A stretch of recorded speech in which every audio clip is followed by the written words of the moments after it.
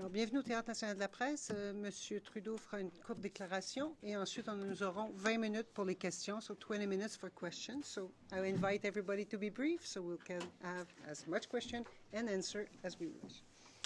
Merci beaucoup, Manon. Good morning, everyone. Thank you for being here. I don't want to take too much time off the top. I know you have a lot of questions for me, and as always, I'm happy to take them. This week in the House, we're wrapping up what has been a very busy fall sitting. Probably the busiest period we've had since forming government last year. And you can see that in what we've been able to accomplish. Nous avons présenté l'énoncé économique d'automne, dans lequel nous avons dévoilé la prochaine phase de notre plan qui vise à réaliser des progrès pour la classe moyenne. Nous avons signé l'accord de libre-échange avec l'Union européenne.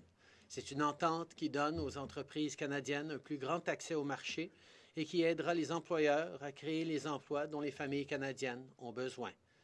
Dans le domaine de l'environnement, nous avons annoncé notre plan pour établir une tarification sur la pollution causée par le carbone.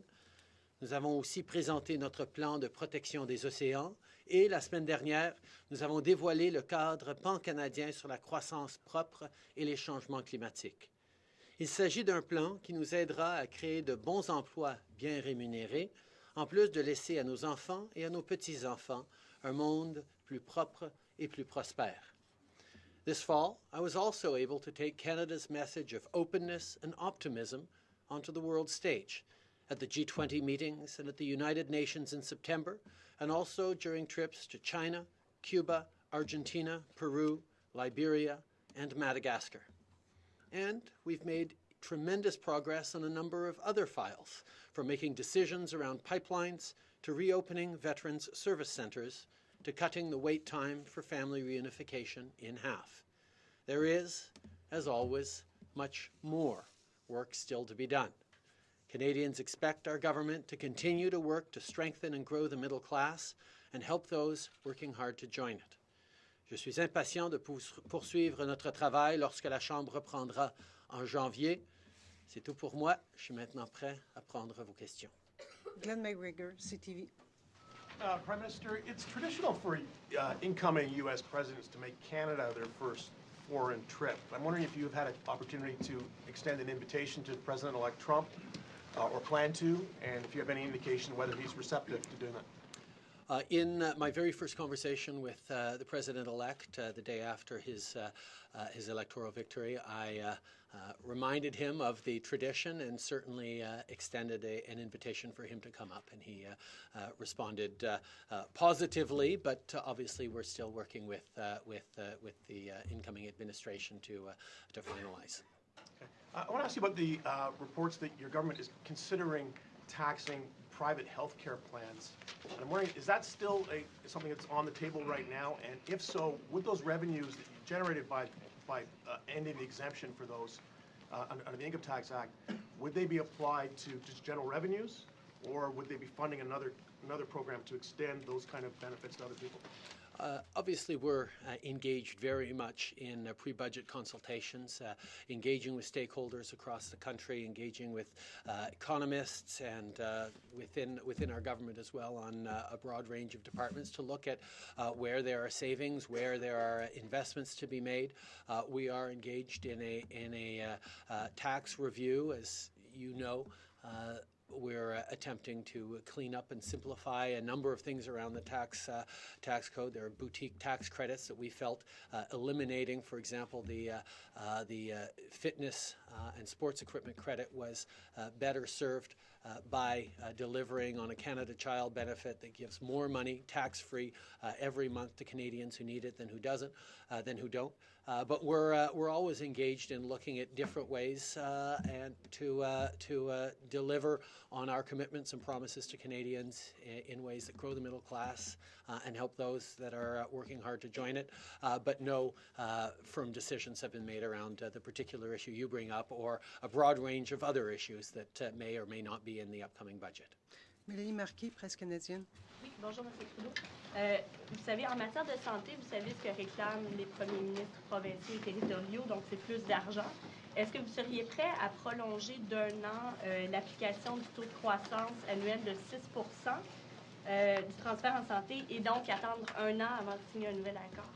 La conversation que j'ai eue vendredi soir avec les premiers ministres sur cet enjeu qui est extrêmement important pour les Canadiens, mais aussi pour et les gouvernements provinciaux et le gouvernement fédéral, ça a été une très bonne conversation.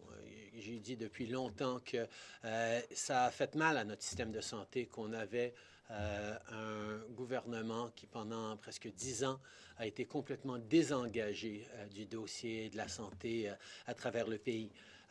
On s'est mis d'accord qu'on va avoir une opportunité de laisser travailler nos ministres des Finances et nos ministres de la Santé qui vont se rassembler lundi prochain pour regarder comment on peut travailler ensemble pour livrer le système de santé dont les Canadiens s'attendent à travers le pays. Et j'ai bien hâte de voir ce qui va sortir de cette discussion-là lundi prochain.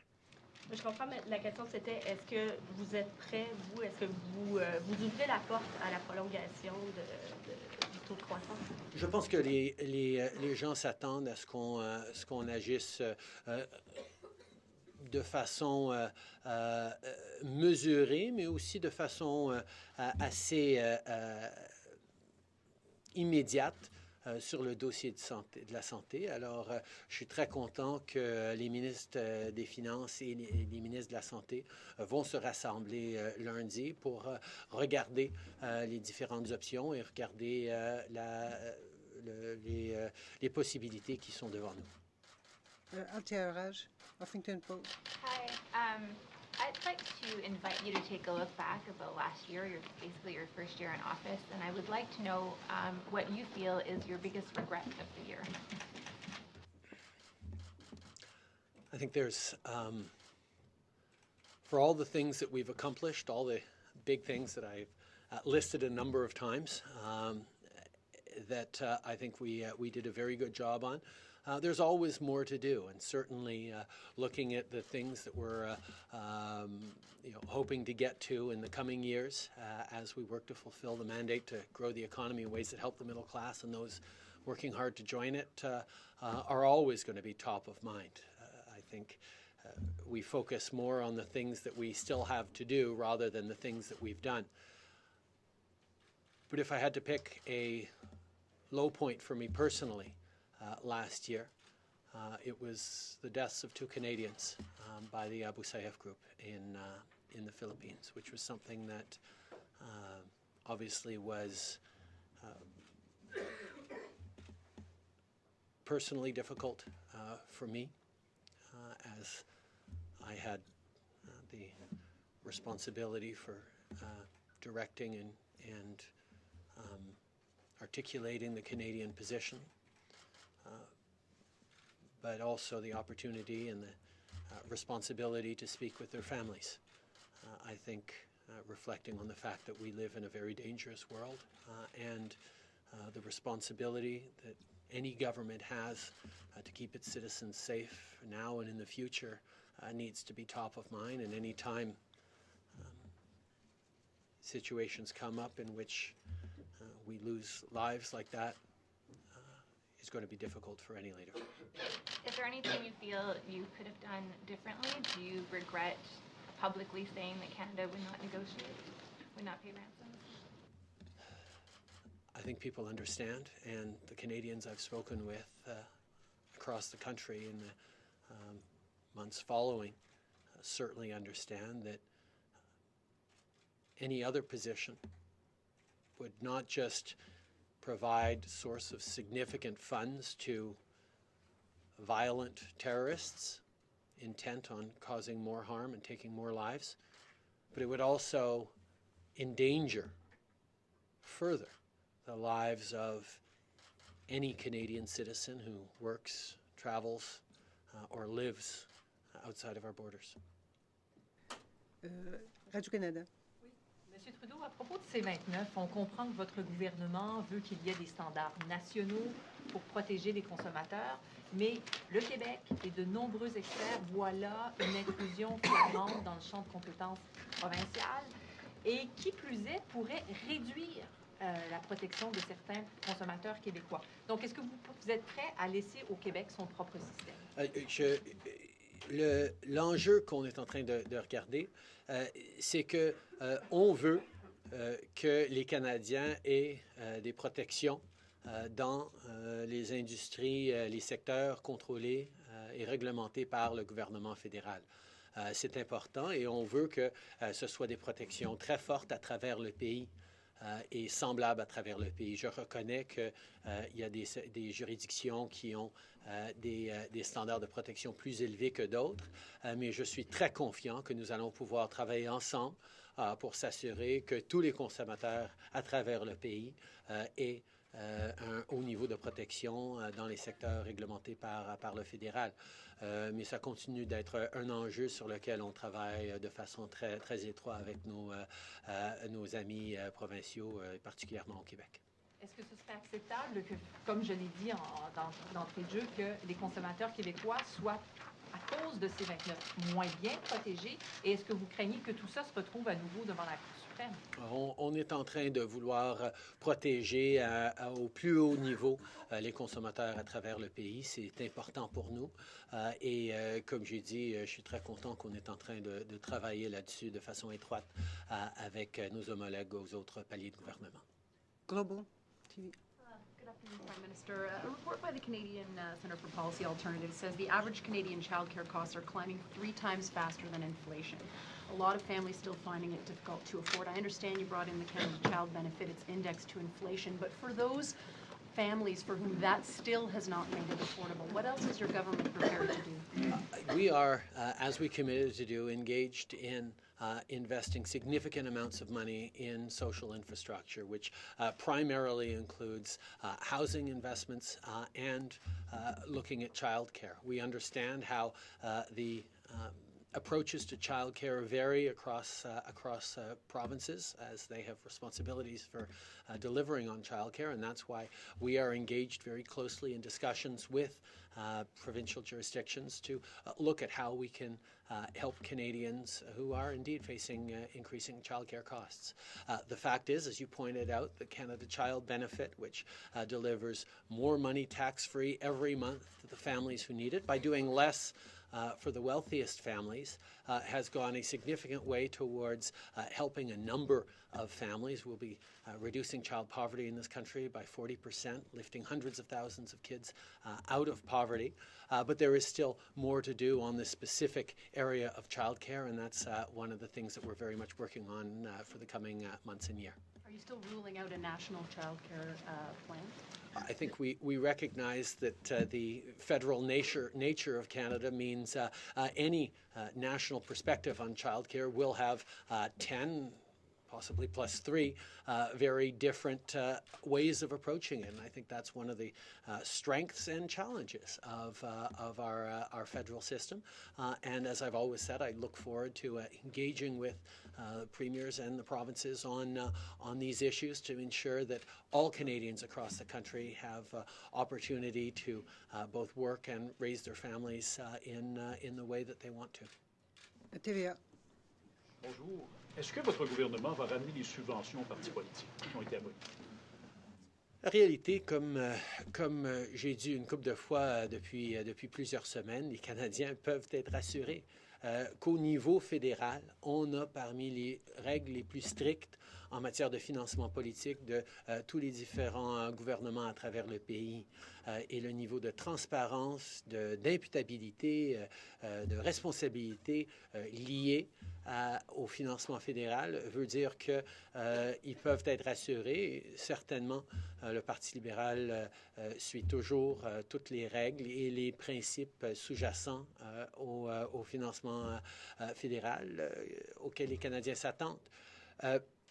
Mais comme j'ai aussi toujours dit, je suis ouvert à des discussions et des suggestions, toujours, sur comment on peut renforcer la confiance que les Canadiens ont en nos institutions politiques. Vous pouvez, par exemple, enchasser dans la loi électorale canadienne les lignes directrices que vous avez données à vos ministres l'an dernier quand vous êtes arrivé au pouvoir? On est toujours en train de regarder les moyens de renforcer la confiance que les Canadiens ont dans nos institutions, dans notre système politique. Mais encore une fois, je veux vraiment pouvoir rassurer les Canadiens qui peuvent savoir qu'on a des règles très strictes au niveau fédéral qui sont toujours suivies. APTN. Last week, you talked about launching a process with Justice Minister Wilson-Raybould about decolonializing Canada's federal laws. What does that mean, decolonializing? Well, it basically means looking at the impacts of the wide swath of federal laws and legal frameworks to remove and to eliminate the elements that instead of providing justice and opportunities for reconciliation have been impediments for opportunities and growth and success of Indigenous communities across the country. It is something we committed to in our electoral election platform, an approach that would recognize that there are laws and structures that are relics of a time in which reconciliation and respect and rights-based relationship with Indigenous peoples was not at the forefront of the federal government's approach, unlike how it is now. Well, wouldn't that process lead you to what AFN National Chief Bellegarde said last week, constitutional talks, given the tension between Section 35 and a division of federal and provincial powers in the Constitution? Canada was formed without First Nations, so how does that not lead to that point? I think a significant part of the agenda of reconciliation that we have right now is looking at concrete and tangible ways in which the relationship can be improved, in which we will be giving significant opportunities to Indigenous people to succeed, investments in education that will close the parity gap between Indigenous and non-Indigenous students, look at healthcare and outcomes, look at challenges around social and community determinants of success. There's an awful lot to do. I think there's no sense that we have exhausted all concrete and practical approaches to improving this relationship in the immediate, and that's exactly what we're going to continue to do. Canadian Press. Mr. Trudeau, you continue to say that you're committed to your promise that 2015 would be the last election under your first past the post. How do you intend to get there, given you're running out of time? Your all-party committee Liberals have not agreed with the opposition members. They're arguing there's not enough time. The chief electoral officer says you're running out of time. And you don't seem to have an agreement on what kind of electoral system Canadians want. So how are you going to get there? The fact is, we've always known that this is an issue that many Canadians have very strong and different opinions on. How best to reform our electoral system in a way that reflects the desires of Canadians to have a good government that listens to their concerns, to have robust and diverse representation within the House of Commons. There's a lot of different perspectives on it, and that's why I'm so excited about the mydemocracy.ca website that gives people an opportunity to weigh in on the values and the preferences that they have in regards to our electoral system and in regards to our governance structures. The fact is, not having a specific model to endorse or to push for Canadians is an advantage for them when they look at what kind of principles and values are driving their electoral choices, and that's exactly what the mydemocracy.ca questionnaire is all about, and I encourage everyone to continue to log on and participate in because it gives us a better approach on what Canadians are thinking. But, sorry, just to come back to that, though, I mean, you're not asking people for any specific questions on a model that they would prefer, so how are you going to determine what it is that Canadians want and do it in time for June, basically? We've created a number of different ways that Canadians can engage. There were direct town halls done by the minister, done by parliamentarians in the ridings across the country that were extremely well attended. We had an electoral reform committee that did very serious and very good work over the past months, even though they weren't able to come up with a single unifying recommendation. There are many strong recommendations and elements in there that will inform next steps. And on top of that, there is an opportunity for Canadians to directly weigh in on that. But any government is going to be faced on an important issue with a broad range of issues, a broad range of views on any given issue, and it is up to the government to figure out the way forward that respects the broad range of views and the concerns that Canadians are expressing through many different ways. La presse. Vendredi dernier, le national des programmations territoriales a déclaré qu'il aurait aimé participer en après-midi à la conférence des premiers ministres, mais que ce n'était pas possible parce que les Premières Nations, comme vous le savez, ne sont pas reconnues comme un ordre de gouvernement en vertu de l'article 35. Il a aussi dit qu'il aimerait que les Premières Nations soient reconnues comme un ordre de gouvernement en vertu de l'article 35. Est-ce que vous êtes ouvert à avoir une discussion constitutionnelle sur cette demande des Premières Nations? On est en train de démontrer à quel point les organismes autochtones et les Autochtones au pays ont des perspectives importantes à amener à nos discussions. C'est clair que pas juste sur un cadre pan-canadien pour contrer les changements climatiques, mais sur bien des enjeux, les voix, les perspectives autochtones sont essentielles pour trouver la bonne réponse. Et comme j'ai dit plusieurs fois, c'est essentiel pour moi d'établir des relations basées sur le respect, sur l'ouverture, sur l'écoute et sur les droits.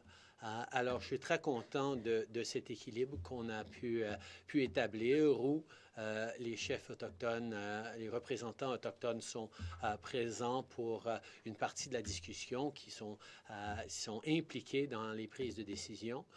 Mais on reconnaît en même temps que des rencontres avec les premiers ministres dans le cadre formel comme on a eu doivent continuer avec le premier ministre du Canada et ses 10 homologues, et ses 13 homologues. Est-ce que vous fermez la porte à avoir des discussions constitutionnelles durant votre mandat sur cette question-là? Comme j'ai toujours dit, dans ce mandat et dans nos responsabilités en tant que gouvernement, on est axé sur créer de la croissance pour la classe moyenne et ceux qui travaillent fort pour s'y joindre. On veut établir un environnement protégé et de la croissance économique qui va de pair avec. On veut établir un renouveau avec les communautés autochtones. On veut démontrer une présence forte du Canada dans le monde. C'est des choses qui prennent énormément d'énergie et d'attention et on est concentré là-dessus, pas sur des chicanes constitutionnelles. CBC. Prime Minister, I have a question about the fundraisers that you've been holding, the 24 or so that you personally headlined. Has anyone at the fundraisers ever discussed or tried to discuss government policy with you? And if they did, how did you handle it at the time? And did you report any of that contact to the appropriate oversight authorities?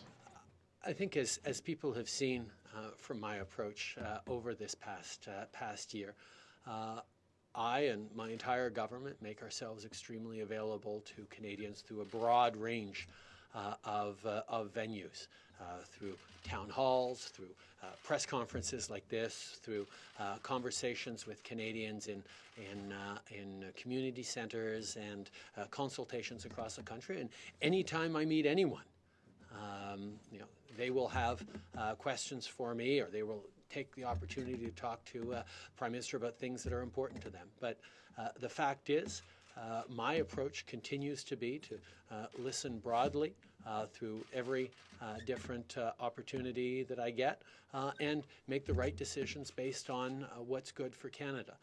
And I can say that in various Liberal Party events, I listen to people as I will in any given situation, but the decisions I take in government are ones based on what is right for Canadians and not on what a individual in a fundraiser might say.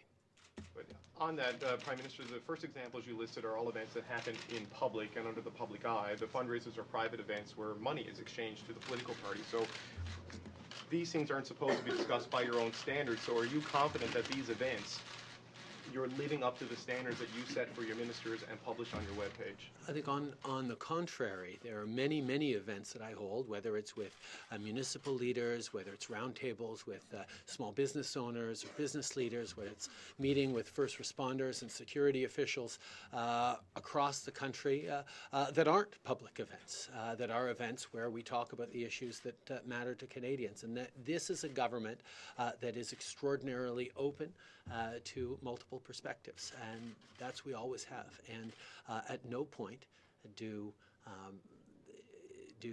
attending a fundraiser give particular or special access on policy to anyone. Est-ce que vous êtes prêt pour une dernière question? Une dernière question. Okay. Ruta. Hi, Mr. Good morning. Over the weekend, Mr. Trump said something you've been saying for a long time, that the F-35 program is way too expensive. How vindicated do you feel by his comment? I think the fact is Canadians have seen that over the past decade the previous government completely botched the procurement process for fighter jets. And we needed a process that would be an open competition to allow the merits of the various airplanes that could be replacing our fighter fleet to be examined in a rational and responsible way. There has been far too much rhetoric on all sides of which plane we need to pick or not pick. I think we recognize that having failed to replace the CF-18s in a timely manner by an open and transparent competition, the previous government left us in a situation where we are currently unable to live up to our responsibilities under NORAD and NATO at the same time. Which means we have had to go with an interim process to make sure that we are giving the men and women of the Canadian Forces the tools they need, that we are protecting our own airspace in Canada, living up to our continental responsibilities, and also able to fulfill our international responsibilities.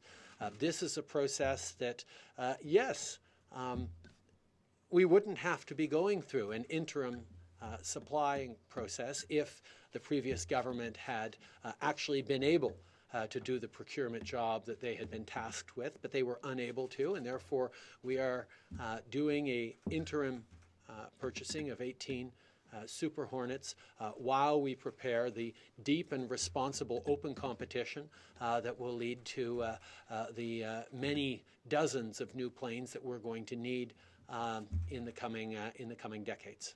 Secondly, if Mr. Trump, through his actions, does manage to cut the cost of the F-35, how much more likely does that mean? Do you think that would make Canada actually buy this plane? As I've said, it's an open and transparent competition we're going to be engaged in, and the various aircraft and aircraft producers will have an opportunity to make their best case and demonstrate the value they are offering to the Canadian Forces and to Canada. That's why it's important that we do what has been unable to be done over the past years, which is a genuine, rigorous, open competition to replace our aging fighter jets. That's something that Canadians expect us to do, and that's exactly what we're going to do. Merci beaucoup.